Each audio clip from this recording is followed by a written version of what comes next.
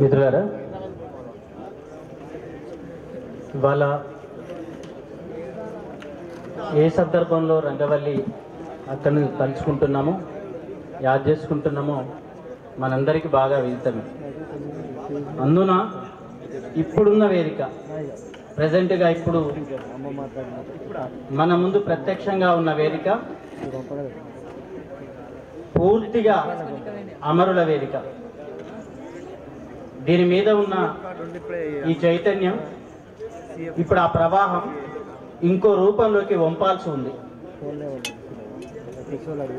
ఇయ్యాక విమలక్క మొట్టమొదటిగా మాట్లాడుతూ మహలక చందాబాయి గురించి చెప్పింది. మహలక చందాబాయి పెద్ద ఎత్తున భూమిని దానం చేయడంతో అక్కడ ఒక ఉస్మానియా యూనివర్సిటీ నిర్మాణం జరిగిందని, అది తరతరాలుగా తెలంగాణ సమాజానికి కావలసిన ఉద్యోగుల్నే కాదు, భారతీయ సమాజాన్ని మార్చగలిగే మేధావుల్ని, త్యాగదనుల్ని, విప్లవకారుల్ని ఆ ఉస్మానియా యూనివర్సిటీ అందించింది మహలక చందాబాయి చేసిన కృషి వల్లనే. మహలక చందాబాయి చేసిన కృషికి పూర్వం, అక్కడ యూనివర్సిటీ నిర్మాణానికి పూర్వం మొత్తం ఆ అడవి మోదుగు పూల అడవి మాత్రమే. మోదుగు పువ్వు తెలంగాణ సమాజంలో ఎట్లాంటి ప్రాధాన్యత కలిగిందో మనందరికీ తెలుసు. త్యాగానికి పూర్తి స్థాయి చిరునామా మోదుగు పువ్వు. తెలంగాణని మోదుగు వనంగా 69 తర్వాత మార్చిన, మోదుగు పూల వనంగా మార్చిన ఒక సందర్భం ఏదైనా ఉంది అంటే అది విప్లవ సందర్భమే. ఆ సందర్భానికి స్పష్టమైన అడ్రస్ ఎవరు అంటే రంగవల్లి, అసలైన తెలంగాణ మోదుగు పూల తల్లి. ఎందుకంటున్నామో ఆ త్యాగాలు ఏందో మనకు తెలుసు. ఇవాళ రంగవల్లి ఒక 25 ఏళ్లుగా ఆమె స్ఫూర్తి నేలలో వంపిన రక్తం ఏదైతే ఉందో అనేక తరాలకు ఒక స్ఫూర్తినిచ్చింది. ఇవాళ మనమున్నటువంటి తరం ఎక్కడున్నాం, ఇవాళ ఆ స్ఫూర్తి ఎటువైపు వెళ్ళాలి అనేది కూడా ఇవాళ అర్థం చేసుకుంటే ఇవాళ ఈ వేదికకు ఒక స్పష్టమైన నిర్వచనం, స్పష్టమైన సందర్భం ఇవాళ దొరుకుతుందని నేను అనుకుంటున్నాను. నిన్న కాక మొన్న ఓ పార్టీ, ఒక కమ్యూనిస్టు పార్టీ, ఇక నుంచి మేము పలానా తొవ్వలో పోతామని కేంద్ర స్థాయిలో ఒక తీర్మానాన్ని కూడా చేసుకున్నది. ఆర్ఎస్ఎస్ తోవలో పోయి ప్రజలు మేల్కొలుపుతామని ఓ కమ్యూనిస్టు పార్టీ ప్రకటిస్తుంది. ఇవాళ ఓ తీర్మానమే చేసుకుంది, ఇక్కడ జాతీయ స్థాయిలో తీర్మానం చేసుకున్నది. అంటే ఆ పార్టీ ఇక నుంచి ఏమనుకుంటుంది అంటే ఆ సంఘ పరివారం ఏ ఆలోచనలో పోయిందో ఆ ఆలోచనలో వెళ్ళి విప్లవోద్యమాన్ని నడపాలి అని చెప్తున్నది. ఇప్పుడు ఏ సందర్భంలో ఇవాళ రంగవల్లి వేదిక, ఇవాళ విజ్ఞానం ఏదైతే ఉన్నదో ఈ వేదిక ఏ సందర్భానికి దారి ఇవ్వబోతున్నదో మీరు అర్థం చేసుకోవాలి. ఇవాళ స్ఫూర్తి మనం ఇవాళ సరైన అడుగులు వేసి ఉండకపోయి ఉంటే, నిజంగా ఇప్పటికైనా వేయకపోయి ఉంటే ఏం జరుగుద్దో మీరు ఒక్కసారి గమనించండి. బహుశా ఇప్పటిదాకా మనం మండే ప్రపంచాన్ని, మంచు ప్రపంచాన్ని ఓ విప్లవంగా మార్చినాం. మండే ప్రపంచానికి ఒక తిరుగుబాటుని ఈ నేల, తెలంగాణ నేల ఇచ్చింది. ఇవాళ ఇదే సైలెన్స్ గా ఉండి ఉంటే వీటి అర్థాలు మారిపోతాయి.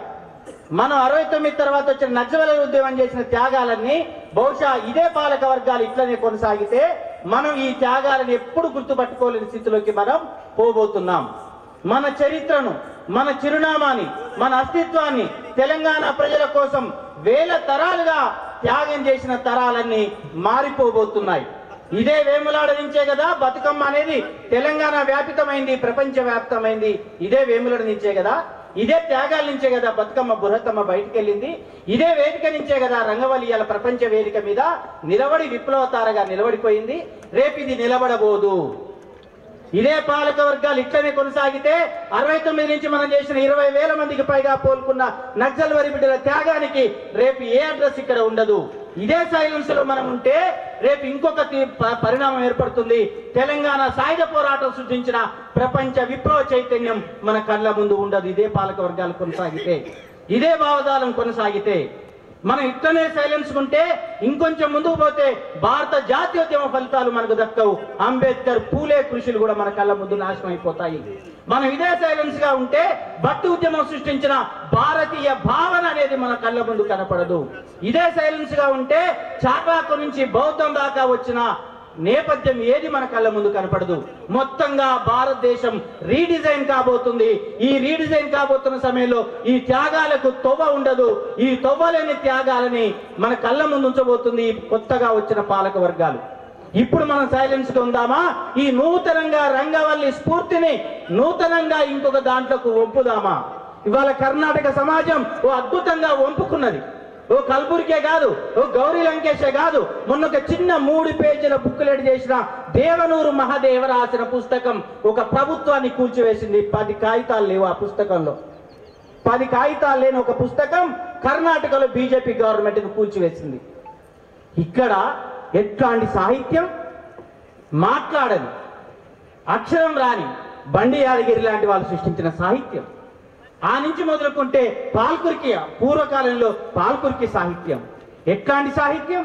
ఇవాళ మన ఈ కాలంలో ఇదంతా వదులుకొని పక్క కూర్చుంటున్న సందర్భం. ఏది ప్రజా సాహిత్యమో, ఏది విప్లవ సాహిత్యమో, ఏది ప్రజలకు అవసరమైన సాహిత్యమో దాన్ని పక్కకు పెట్టి వేరే సాహిత్యాన్ని ఎత్తుకొని ముందరకు పోతున్నాం కదా. పునరుద్ధరణవాద సాహిత్యం ఎత్తుకొని ముందరకు పోతున్నాం కదా. సరిగ్గా ఈ సందర్భంలో ఇవాళ ఏర్పాటు చేసిన ఈ రంగవల్లి విజ్ఞాన కేంద్రం ప్రజా ప్రత్యామ్నాయ సాంస్కృతిక కేంద్రంగా నిలబడుతుంది అని చెప్పడమే ఈడ. ఎస్, మనకు ఒకసారి ఐక్యరాజ్య సమితిలో మాట్లాడుతూ పాలస్తీనా నాయకుడు యాసర్ అరాఫత్ మాట్లాడుతూ ఒక మాట అన్నాడు, నా చేతిలో AK-47 ఉంది, ఇంకొక చేతిలో ఆలివ్ కొమ్మలున్నాయి. ఇవాళ రంగవల్లి సృష్టించిన సాహిత్యము, జ్ఞానము అనేది, ఓ విప్లవ తుపాకీ అనేది 2 ఉన్నాయి.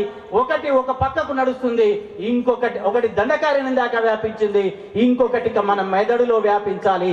ఆ మెదడులో వ్యాపించే విజ్ఞాన కేంద్రంగా ఇవాళ వేములవాడ కేంద్రంగా రంగవల్లి విజ్ఞాన కేంద్రం నిలబడి తీరవలసిందే. పుస్తకం మామూలు విషయమేం కాదు. కొత్తగా ఇక్కడ ఇప్పటి నుంచి ఏం జరగబోతుంది? మాట్లాడతాం. మాట్లాడేవి ఏమన్నా ఉంటే అవి శవాలు మాత్రమే. మాట్లాడదాం ఇప్పటి నుంచి. ఈ రంగవల్లి కళాక్షేత్రం నుంచి, రంగవల్లి విజ్ఞాన కేంద్రం నుంచి మేము పీడిత పక్షాన గొంతుల తరపున మాట్లాడతాం, రాస్తాం, చదువుతాం. ప్రత్యామ్నాయ ప్రజా సంస్కృతిని ఇక్కడ నుంచి ప్రచారం చేస్తాం. ఇది విప్లవ సంస్కృతి. ఎందుకంటే మనం ఇప్పటిదాకా అన్నంగా తిరోగమన సంస్కృతి అని, పునరుద్ధరణవాద సంస్కృతి అని, దానికి భిన్నమైన సంస్కృతిని ఇక్కడ నిలబెట్టాలి. ఉత్తర తెలంగాణ మొన్నటిదాకా తెలంగాణ సాయుధ పోరాటం నల్లగొండ, ఖమ్మం, వరంగల్ జిల్లాల కేంద్రం అయితే 69 తర్వాత వచ్చినటువంటి తెలంగాణ మొత్తానికి ప్రపంచవ్యాప్తం చేసింది నక్సల్బరీ సాహిత్యం. దీన్ని మనం కోల్పోవద్దు. ఈ కేంద్రంగా మళ్ళీ ఇక్కడ ఒక కొత్త పీఠమే అంటారా, ఏమంటారా అనండి, ఈ కొత్త జానపద పీఠం, ఓ ప్రజాపీఠం రేపు నిలబడాలి. ఎట్లాంటిదంటే ఈ మాటైనా, అక్షరమైన ఈ శక్తులు ఎప్పుడైనా కూలుస్తాయి. ఎప్పుడైనా ఈ పుస్తకాలు తగలబెడుతుండొచ్చు, జ్ఞానాన్ని తగలబెడుతుండొచ్చు. మామూలుగా ఏం కాదు, ఇది మామూలు పని ఏం చేయదు.